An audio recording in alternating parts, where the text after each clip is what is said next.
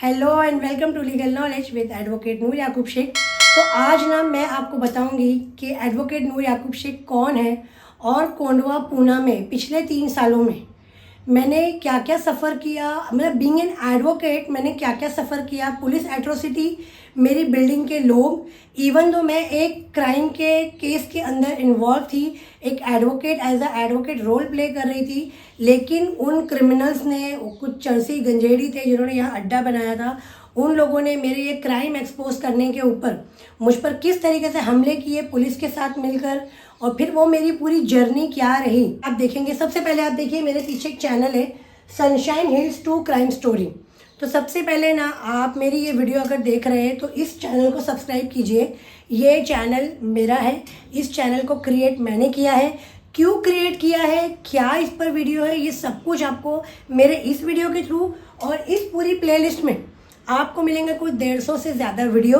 अगर आप डे 1 से वीडियो देखना स्टार्ट करेंगे तो आप मेरी जर्नी को स्टेप बाय स्टेप समझेंगे। तो चलिए शुरू करते हैं आज की वीडियो शुरू करने के पहले लाइक शेयर सब्सक्राइब ज़रूर कर लेना। क्योंकि ये वाली वीडियो मैंने बनाई है कि पुलिस जब आप पर एट्रोसिटी करती है या फिर ऐसे गुनहगार, ऐसे आरोपी, ऐसे अक्यूज़ जो अपने गुनाह को छुपाने के लिए, अपने कांड को छुपाने के लिए निर्दोष लोगों को फंसाते हैं, और जब उनके साथ कोई ईमानदार एडवोकेट अगर हेल्प करता है ऐसे लोगों को, तो सब कुछ छोड़ के उस एडवोकेट, उसकी फैमिली को अटैक करते हैं। जी हाँ, मैं, मेरे हस्बैंड, मेरे बच्चों पर 2022 में बहुत बड़ा अटैक हुआ था। 40 लोग डंडा, हॉकी, तलवार लेकर मेरे घर आए थे, मेरी कार तोड़ दी गई थी, और जिसके लिए कोंडवा पुलिस में एफआईआर दर्ज हुई है 40 लोगों के खिलाफ। तो ये पूरी जर्नी मैं आपको बताऊंगी। उसके बाद पुलिस ने मेरी एफआईआर लिखने से मना कर दिया था, हाई कोर्ट से मेरी एफआईआर आई। उसके बाद में वहाँ के सीनियर पीआई सरदार पाटिल, जो कि एक्स सीनियर पीआई है, उन्होंने मुझे पुलिस प्रोटेक्शन प्रोवाइड की थी 1 हफ्ते के लिए। तो ये पूरी जर्नी हम कवर करेंगे। इस जर्नी में आप सीखेंगे कि ज़रूरी नहीं एडवोकेट ही, अगर आप आम इंसान भी है, मैं आपको स्टेप बाय स्टेप समझाऊंगी। मेरा मकसद यही है कि हर किसी के दिल से पुलिस का जो गुंडागर्दी वाला डर है वो निकले, अक्यूज़ का जो डर है वो निकले। अगर आप सच पे है, अगर आप प्रोसेस फॉलो करते हैं और अगर आप कानून को नहीं ब्रेक करते हैं तो जीत पक्का आपकी होती है। तो शुरू करते हैं आज की वीडियो। हम लोग अंदर हैं और ये आई वीवर में कैमरा फिट है मोबाइल, और वो उसकी वाइफ और बच्चा।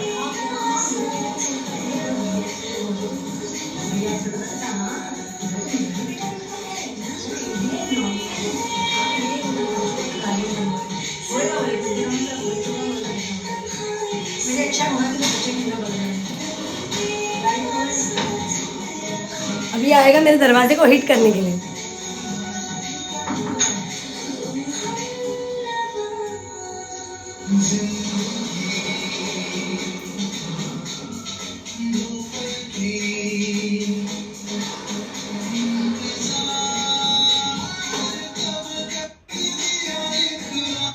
तो देखा आपने, ये लेडी अपने बच्चे को मेरे डोर को हिट करने के लिए बोलती थी।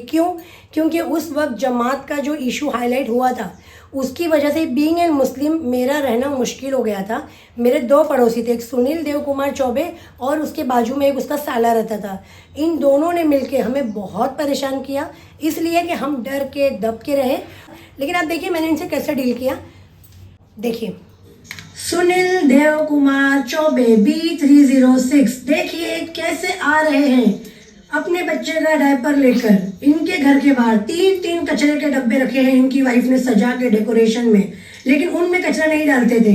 ये लोग कचरा फेंकते थे या तो मेरे डोर के सामने या मेरे शू रैकर में, या तो फिर मेरे शू रैकर के नीचे, और सम टाइम ये लोग क्या करते थे, विंडो के अंदर रख कर जाते थे। अब देखिए ये कितने आसानी से, सफाई से, डायपर को बड़े आराम से सजा के मेरे शू रैकर में रख कर जा रहे हैं, और इनकी वाइफ देख के बड़ी मुस्कुरा रही है। अरे बड़े बड़ा मज़ा आ गया, इन लोगों को बड़ा मज़ा आता था ये सब करने में।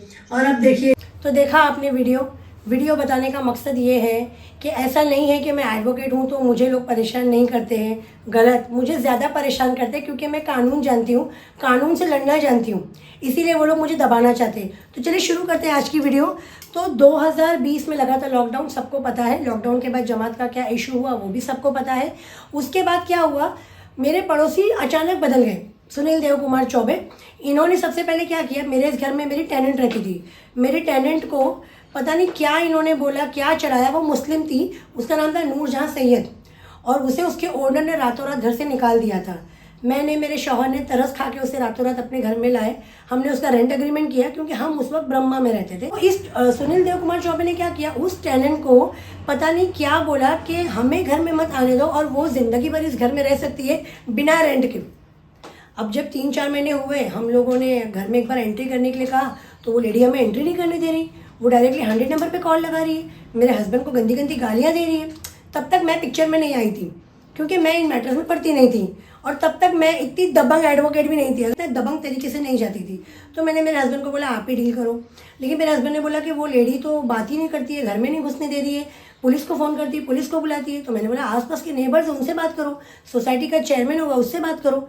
बट लेकिन हमने देखा कि सोसाइटी का चेयरमैन कौशिक सेन गुप्ता कट्टर, मैं आगे क्या बोलूँ आपको, वो था, और दूसरा हमारे सामने सुनील देव कुमार चौबे, ये लोग उस लेडी को सपोर्ट कर रहे हैं।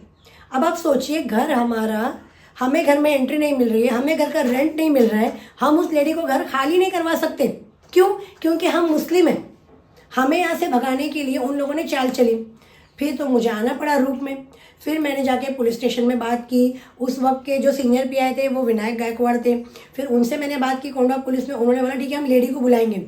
बट इस बीच में क्या किए, इन लोगों ने मिलके कुछ 5-6 जो नॉन मुस्लिम हमारे अगेंस्ट थे, मतलब जिन्हें बिल्डिंग में मुस्लिम चाहिए ही नहीं था, फ्लोर पे मुस्लिम चाहिए ही नहीं था, उसके बाद तो मैं आ गई जिद पे। फिर हमने क्या किया, वो लेडी तो फिर रातों रात घर छोड़ के चली गई। उसने एफआईआर किया। देखिए क्या होता है, नॉर्मल लोगों को पता नहीं होता है कि एफआईआर क्या है, आगे क्या होने वाला है। उसे लगा एफआईआर हो गया सब खत्म हो गया, बट एफआईआर के बाद हम डरे नहीं ना। अगर हम चोर होते, अगर हम डरपोक होते, अगर हमने कुछ किया होता तो हम डरते। एफआईआर हो गई, एफआईआर का प्रोसीजर है, मैं दरवाजे पे खड़ी हो गई कि घर खाली करना पड़ेगा। और वो लेडी ने रातों रात घर खाली किया, पूरा सामान, इवन हमने उसे फुल्ली फर्निश दिया था। वो इतनी बड़ी चोर थी कि वो सारा सामान ले गई, बट हमने बोला जाने दो, हमें अब इस बिल्डिंग के लोगों से डील करना था। अब हमने क्या किया, इमीडिएटली हमने शिफ्टिंग किया हमारे घर में। हमारे घर में शिफ्टिंग होने के बाद ना, आपने वीडियो देखी होगी, ये तो मैंने आपको तब वीडियो दिखाई जब पानी सर से ऊपर हो गया। यानी डेली आप जब सुबह उठो ना, घर के बाहर डायपर पड़ा है, केले के छिलके पड़े हैं, कचरा पड़ा है, इतनी गंदगी, मतलब दरवाज़ा खोल नहीं सकते। ये सब क्यों हो रहा था कि हम ऐसा मुस्लिम हैं, यहाँ से घर छोड़ के चले जाए। मेरी बच्ची ने भी मुझे कई बार बोला कि मम्मी ऐसा करती है वैसा, मैं अवॉइड करो, अवॉइड ही करना। मतलब तब तक मैंने आपको बोला ना, मैं इतनी दबंग नहीं थी। मैंने अवॉइड करो, जाने दो, पड़ोसी है, कितना दिन करेगा, थोड़ा दिन करेगा, रुक जाएगा। फिर मेरे हस्बैंड भी सॉफ्ट स्पोकन है, उन्होंने बोला कि ठीक है चलो अवॉइड करो। बट एक टाइम आया, आप देखेंगे ना वो वीडियो दिसंबर की जो मैंने आपको दिखाई, तो दिसंबर 22 दिसंबर की वो वीडियो है। 22 दिसंबर को मैंने हमारे व्हाट्सअप ग्रुप में एक मैसेज डाला कि भाई मेरी ना कोई बाहर से कड़ी लगा देता है रोज़ सुबह उठते ही, मतलब हम घर के बाहर नहीं जा सकते। अब अगर हमें घर के बाहर जाना है तो हमें बालकनी से वॉचमैन को आवाज़ दे के बुलाना पड़ेगा, फिर वॉचमैन आके हमारी कड़ी खोलेगा, और ये लोग कड़ी भी नहीं खोलते, तो मतलब यही लोग बंद करते होंगे। अब मुझे तो पता नहीं। फिर सोसाइटी ग्रुप में से मैसेज आया कि भाई आपके आस पड़ोस वाले करते होंगे, आप लोग कैमरा लगाओ। बट कैमरा लगाना भी एक बड़ी बात थी, तो मैंने बोला कैमरा लगाने से अच्छा है कि हम आई वीवर से उसे देखेंगे। तो मैंने आई वीवर के अंदर जो कोस्टर का बॉक्स आता है वो अटैच करके उसमें मोबाइल रख के और मैं सारा दिन लगा देती थी। उन्हीं में से कुछ क्लिप्स मैंने आपको दिखाए, और भी बहुत सारे क्लिप्स है, मैंने कुछ अपलोड किए, कुछ आप इस चैनल पे विजिट करके देख लेना। इसके बाद इस वीडियो को मैंने 1 जनवरी 2021, अभी हम 20 में थे, 2021 को मैंने इस वीडियो को व्हाट्सएप ग्रुप में शेयर किया, और उसके साथ मैंने बताया, सीसीटीवी कैमरा लगाया था मैंने 27 दिसंबर को। मैंने 1 जनवरी को सुबह 11 बजे सीसीटीवी कैमरा की रिकॉर्डिंग ग्रुप में डाली कि उसका बेटा सुनील देव कुमार चौबे का बेटा मेरे दरवाजे पे आ रहा है, एक एयरटेल का ब्रोशर है वो मेरे दरवाजे पे रख रहा है, और कड़ी मार के अंदर भाग गया और जाके उसकी माँ को बोल रहा है हाँ मैंने कर दिया। और अंदर से उसकी माँ और उसकी जो काम वाली थी वो दोनों हंस के बाहर आके झाँक रहे।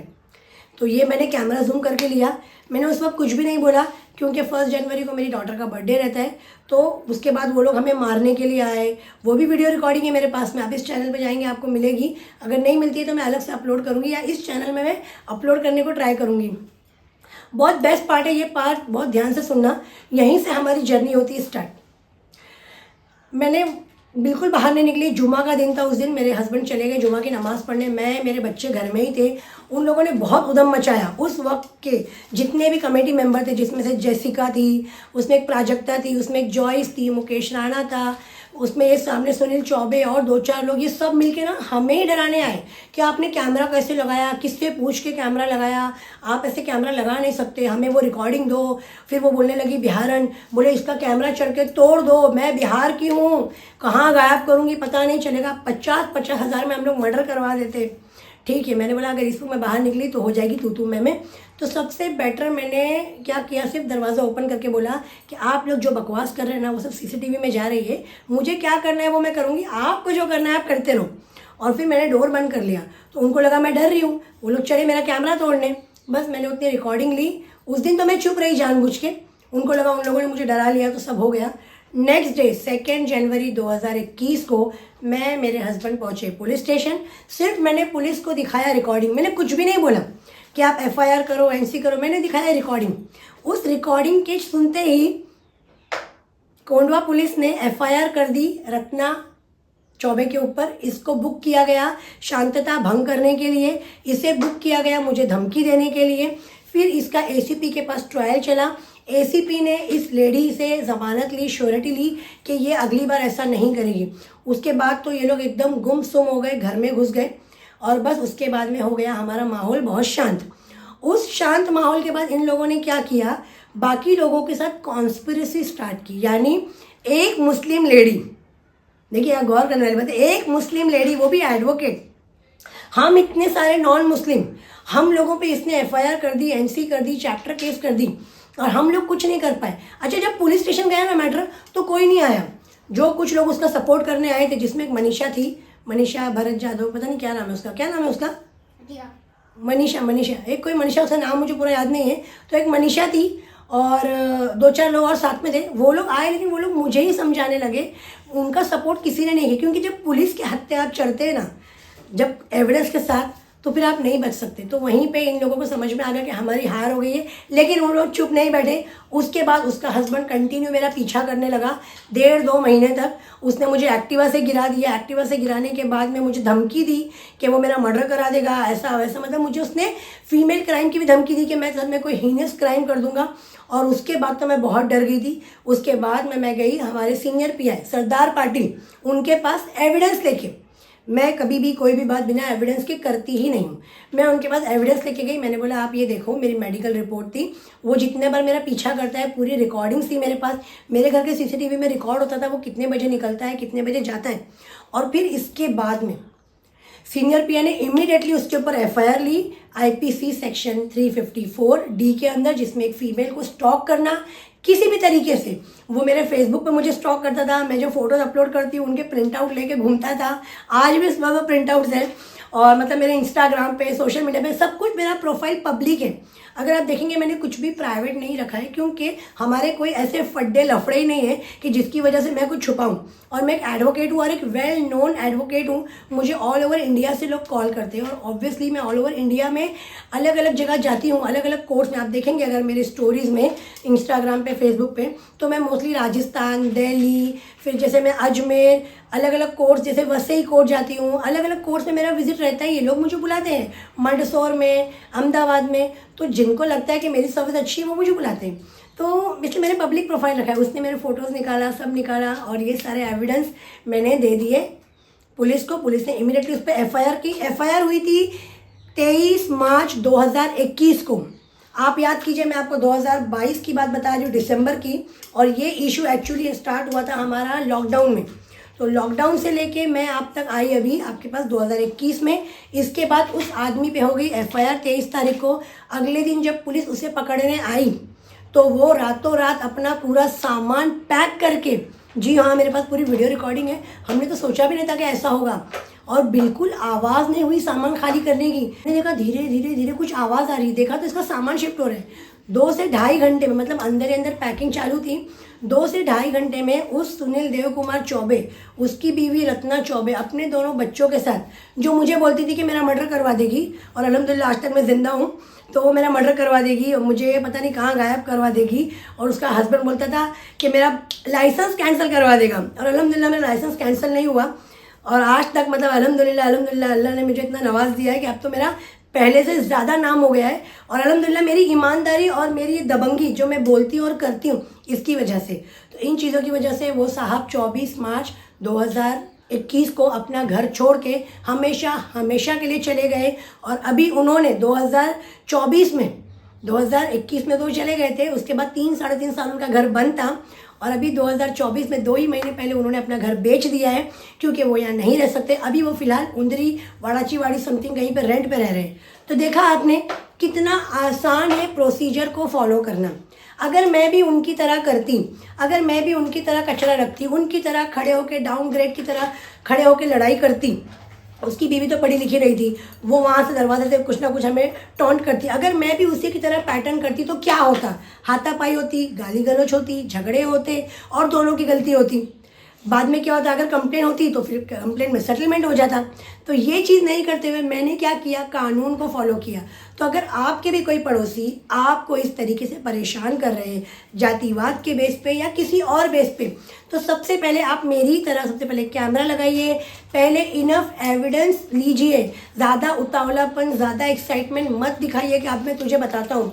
उनके मुंह पे कभी कुछ मत बोलिए, जो करना है कानूनी दाव पेच के साथ कीजिए, और इंशाल्लाह आपकी जीत होगी।